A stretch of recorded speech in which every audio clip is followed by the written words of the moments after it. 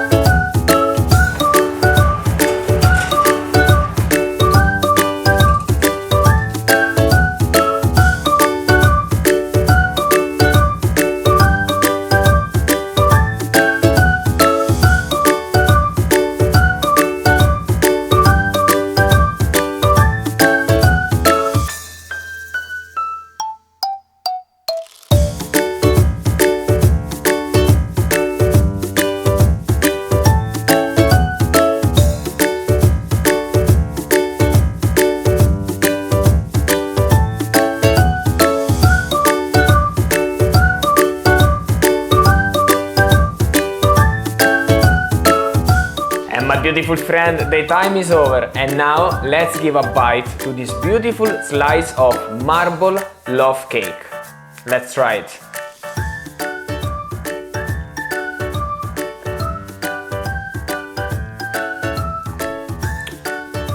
And this, guys, it's really nice. It's delicious. With the chocolate on top, a chocolate spread is delicious. Guys, I hope you enjoyed the video.